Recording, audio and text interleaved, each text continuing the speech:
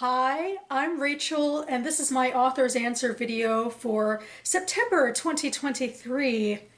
The author's answer series was started by J.D. Archer and his writing group, wherein they asked themselves a variety of reading and writing related questions. It was a blog related activity, which J.D. then brought over to AuthorTube. He answered several of the questions online on his YouTube page, yeah, there's like over 100 questions, so it keeps you going for a while. And I've been answering them sequentially, one a month for the past few years. And so usually I just dive right into the question of the month, but this month I want to start with an exciting announcement that this is a big publication month for me. I'm just so excited that I've had two of my short stories published recently, and it's just such a wonderful feeling.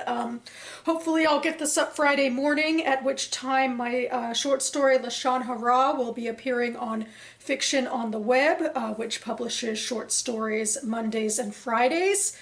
This is a realist short story about a woman whose sort of sense of identity and social life is upended when an email chain is unearthed. And it's about questioning gossip and that sort of thing. And Lashon Hara, in fact, in Hebrew does mean evil tongue, which, loosely translates into the prohibition against gossiping against other people.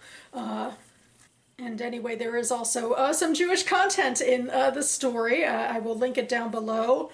And my second story I got published definitely is huge on Jewish content because I got it published in a Jewish anthology.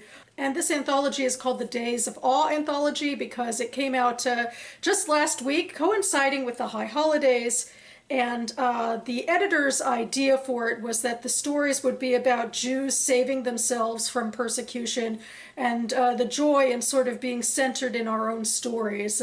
Her inspiration, I think, came out of Nazi-centered romances and other ways that Jews are sort of decentralized in the publishing and fiction worlds.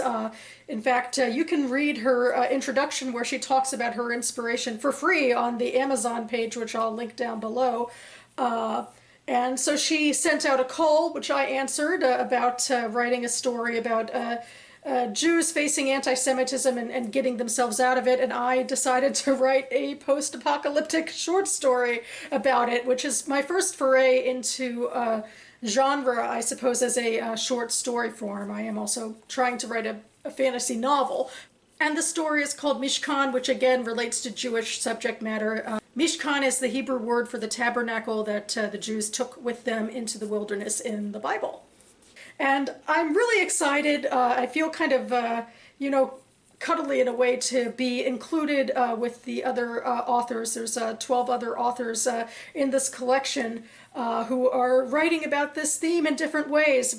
And we have had one review by one reviewer, which I'll link down below, which shared the love of us, proudly proclaiming Judaism and overcoming adversity in different ways.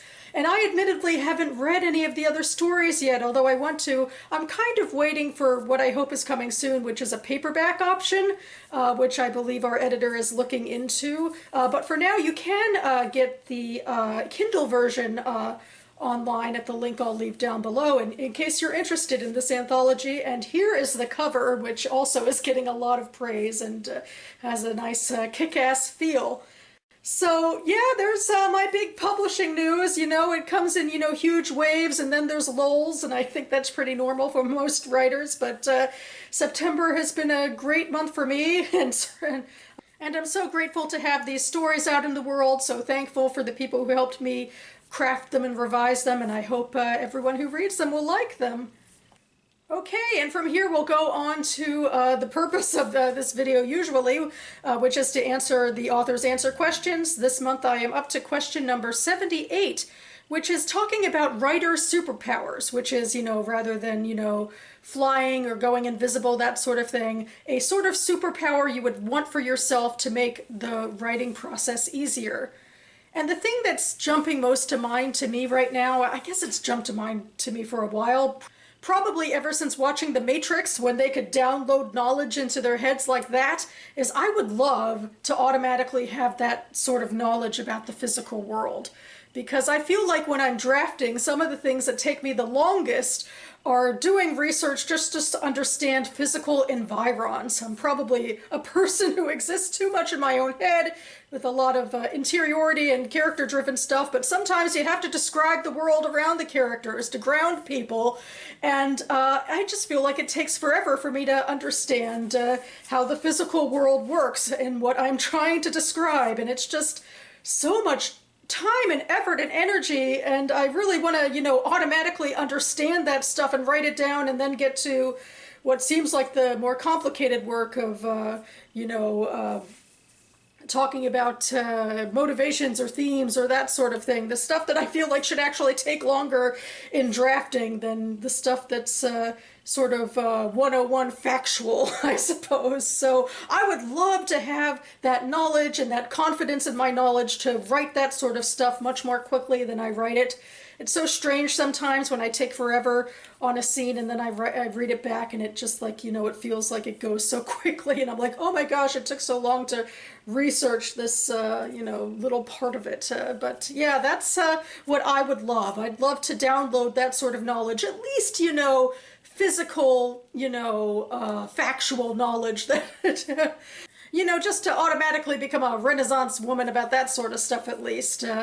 But I guess I'll just have to try to keep learning and building up my repository. And we'll see if I can ever finish a draft. I guess there's a reason why I've mostly written short stories. The novel I'm writing is taking a lot longer. And with that, I think I'm wrapping it up for today. I have left links down to JD's AuthorTube page and the blog down below. And again, you can find links below to the 2 short stories I published this month, Lashon Hara and Mishkan. And I should be back on this channel, I think after Yom Kippur, because now that's coming up imminently, to do a final High Holidays AM reading update, so stay tuned for that. And in the meantime, thanks so much for watching, everyone. Keep writing, and I'll see you next time.